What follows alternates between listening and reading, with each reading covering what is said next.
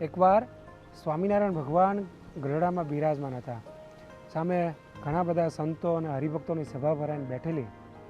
એ વખતે મહારાજે સંતોને કીધું કે સંતો, એ તમે ગામડા વિચરણ કરવા જાઓ, એ તમે ગામડા ફરશો તો ત્યાં અનંત જીવો તમારા કોન્ટેક્ટમાં આવશે, એ તમારા દર્શન કરશે, અમારી વાતો સાંભળશે, અમારો ગુણ આવશે, તમારો ગુણ આવશે, એમાં એનું કલ્યાણ થશે. ત્યારે સંતોએ કીધું કે મહારાજ, અમે ગામડે તો જઈએ પણ વાતો શું કરીએ? ત્યારે મહારાજે કીધું કે લ્યો, આ લાકડી લેતા જાઓ, આ લાકડી વાતું કરશે.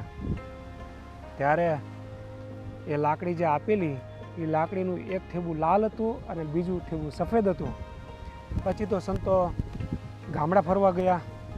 તે જે ગામમાં જાય ત્યાં ચોરે બેસે અને જે કોઈ આવે એને ભગવાનની વાતો કરે, અને વાતો થઈ રહે પછી પેલી લાકડી બતાવે, એટલે એ લાકડીનું ઠેબું જેને અડાડે એને તરત સમાધિ થઈ જાય.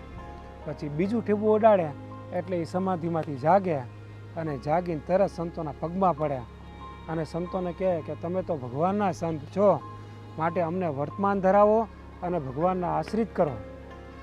એમ સ્વામિનારાયણ ભગવાને એક લાકડીમાં ચમત્કાર મૂકેલો અને લાકડી દ્વારા અનેક જીવોને પોતાના આશ્રિત બનાવેલા. જય સ્વામિનારાયણ.